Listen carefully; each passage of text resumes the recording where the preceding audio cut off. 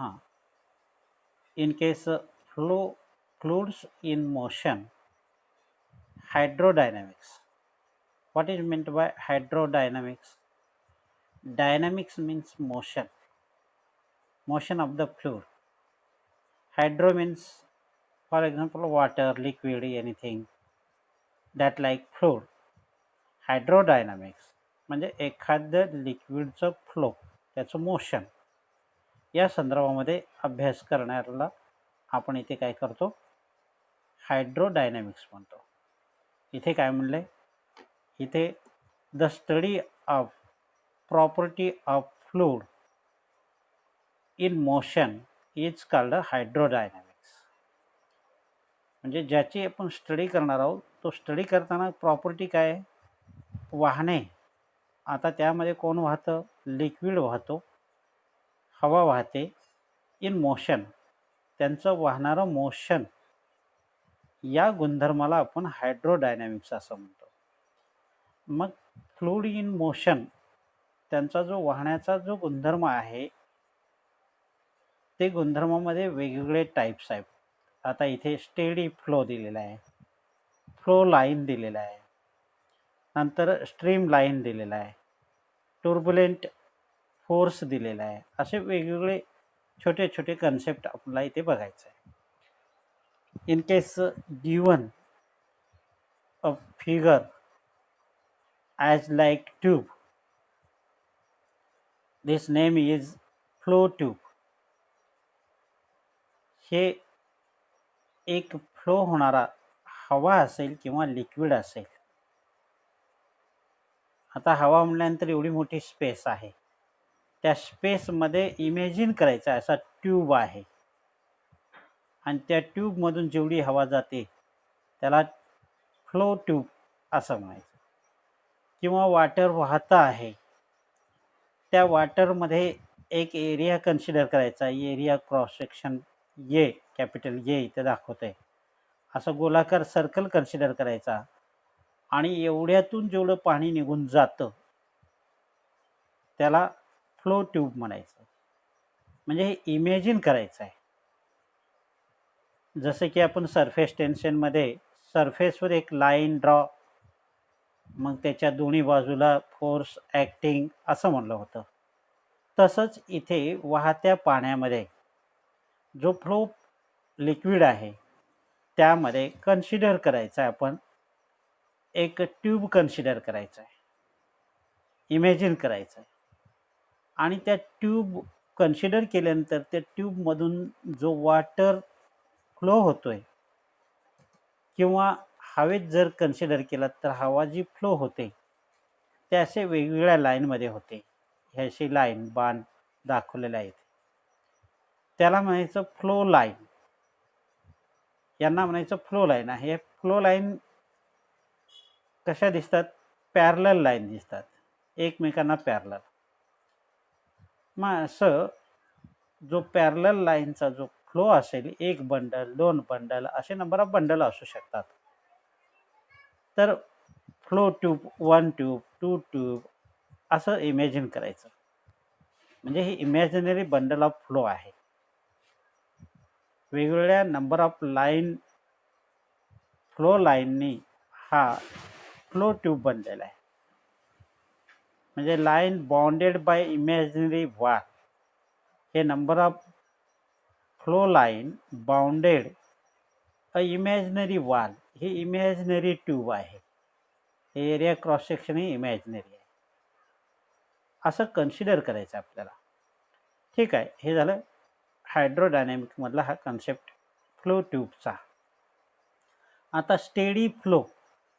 आता तुम्ही वाहतं पाणी पाहताय किंवा हवा वाहत असलेली पाहताय, ती कशी वाहते, हे फ्लो कसे होतात, त्या संदर्भात. आता स्टेडी फ्लो कशाला म्हणायचं, म्हणजे स्टेडी म्हणजे कॉन्स्टंट, कॉन्स्टंट फ्लो, कॉन्स्टंट वाहन आहे.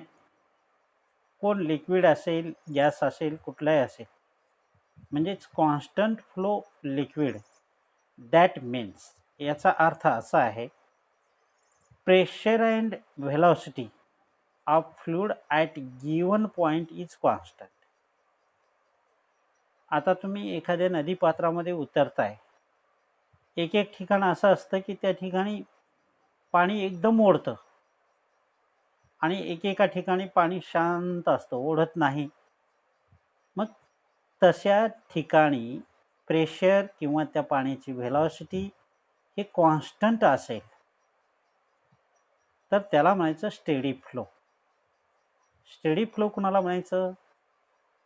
आता नदी पात्र शांत भरून वाहत असतं, त्यामध्ये वेगळे काही तरंगते पदार्थ वाहत चाललेले आपण बघतो, ते शांत गतीनं जात असलेले आपल्याला दिसतात.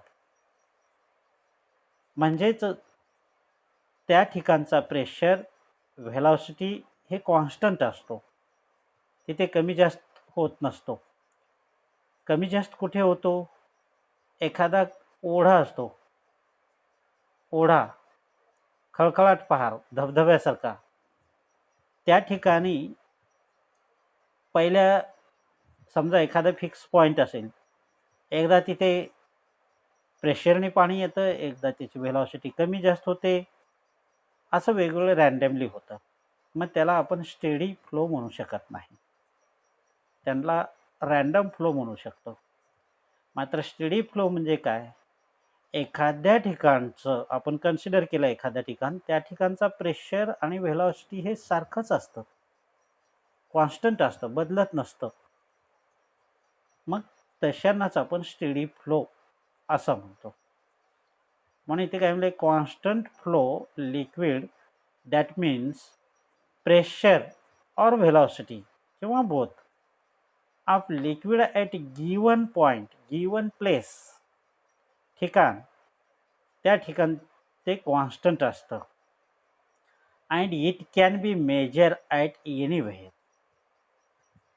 आणि ते त्या ठिकाणापुरतं तुम्ही कुठेही जर मोजमाप केलात प्रेशर आणि व्हेलॉसिटीचं, तर तो सारखाच असतो, कॉन्स्टंट असतो. म्हणून तेवढ्या भागामधलं जे काही फ्लो असेल ते स्टेडी फ्लो असतो. हा कन्सेप्ट तुमच्या लक्षात आला. आता फ्लो लाईन कुणाला म्हणायचं? आता फ्लो लाईन कुणाला म्हणायचं? आता इथे वरती बघितले आपण, ट्यूबमध्ये बघितलेलं आहे, प्रत्येक लाईन पॅरललमध्ये जात आहे, एकमेकांना इंटरसेक्ट होत नाही आहे. म्हणजे इंडिव्हिज्युअल लाईन फ्लो, ही लाईन इंडिव्हिज्युअल जाते, कोणत्या लाईनला काही धक्काबुक्की देत नाही आहे. मग या लाईनला काय म्हणायचं? फ्लो लाईन म्हणायचं. म्हणून इथे शॉर्टकटमध्ये छोटीशी डेफिनेशन केलेली आहे. It is the path of individual particle. Individual त्या पार्टिकलचा पाथ असतो इन मोव्हिंग फ्लुइड. मोव्हिंग फ्लुइडमध्ये इंडिव्हिज्युअल जो पाथ असतो, आता हे एक पाथ आहे, 2 पाथ आहे, 3 पाथ आहे, 4 पाथ आहे, हे नंबर ऑफ लाईन आहेत. ही इंडिव्हिज्युअल लाईन, या पहिल्या लाईनला फ्लो ऑफ लाईन म्हणायचं, दुसरी ही फ्लो ऑफ लाईन, असे number of flow of line आहेत. आणि त्या नंबर ऑफ फ्लो ऑफ लाईनपासून आपण इमॅजिन केलं फ्लो ट्यूब, एक वाल कन्सिडर केला, भोवताली ट्यूबचा वाल, आणि त्यातून हे सगळे लाईन जात आहेत. जसे की आपले पुस्तकाचे नंबर ऑफ पेज एकमेकावर असतात, पण ते एकमेकांना क्रॉस सेक्शन करत नाहीत किंवा एकमेकांना दुमडू देत नाहीत, काही करत नाहीत. तसं स्टेडी फ्लो. बरं, आता पुढचा पॉईंट आहे स्ट्रीम लाईन. Stream line. आणि त्यानंतरचा पुढचा पॉईंट आहे टुर्बुलेंट फ्लो. म्हणजे हे दोघं डिस्टिंग्विश बिटवीन म्हणून काम करू शकतात. म्हणून इथे एक छोटासा आर्टिकल लिहिलेला आहे, difference between SL stream line and TF turbulent force. मग आता हे दोन डिस्टिंग्विश बिटवीन म्हटलं तरी चालतं. डिस्टिंग्विश बिटवीन जर विचारलं तर दोघांचं उलट क्रिया आहे, म्हणजे सोपं जातं. मग आता यातला पहिला पॉईंट बघूया आणि मग तिकडचाही पहिला पॉईंट बघूया. मग आता स्ट्रीम लाईन कुणाला म्हणायचं? Stream, the smooth flow of fluid किंवा liquid with velocity smaller than critical velocity is called streamline किंवा luminar flow of फ्लूड असं म्हणायचं. आणि त्याचं एक्झाम्पल बेस्ट रिव्हर, नदीतलं पाणी. नदीतलं पाणी कसं वाहतं? एकदम स्मूथली फ्लो होत असतो आणि त्याची व्हेलॉसिटी कॉन्स्टंट असते. एखाद्या ठिकाणी नदीचं पाणी ओढतं असतं, त्या ठिकाणी ओढतंच राहतं, पण बहुतेक ठिकाण हे स्मूथ त्याचं वाहनं असतं. म्हणजेच संत गतीनं ती नदी वाहत असते. मग ती व्हेलॉसिटी, संत गती जी व्हेलॉसिटी आहे, is smaller than critical velocity. एका ठराविक व्हेलॉसिटीपेक्षा तिची गती कमी आहे. मग अशा गतींना स्ट्रीम लाईन म्हणायचं. म्हणजे एक ठराविक व्हेलॉसिटीच्या जवळ जर पोहोचली तर त्याला स्ट्रीम लाईन म्हणता येत नाही. मग त्यावेळेस ते नदीचं पाणी संत स्मूथ गतीनं नसतं, ओढतं किंवा रॅन्डमली कुठेही फिरतं, त्या लाईनमध्ये जात नाही आहे. लाईन चेंज करू शकतं, तिकडचं पाणी इकडचं पाणी मिक्सअप होऊ शकतो. किंवा दोन नद्या एकत्र जर येत असतील तर त्यांचा तिथं वेग कमी जास्त होतो. किंवा एखादा खड्डा असेल नदीमध्ये, तिथे वेग कमी जास्त होऊ शकतो, म्हणजे संत गती राहू शकत नाही. किंवा एखादं छोटंसं मध्ये काही दगड वगैरे मोठा काही असेल किंवा आतमध्ये डोंगरासारखा भाग असेल, तिथून त्या भागाला लागून त्याच्या दिशा चेंज होतात, म्हणजे तिथे पाणी ओढतं किंवा संत गती होऊ शकतं अडथळ्यामुळं.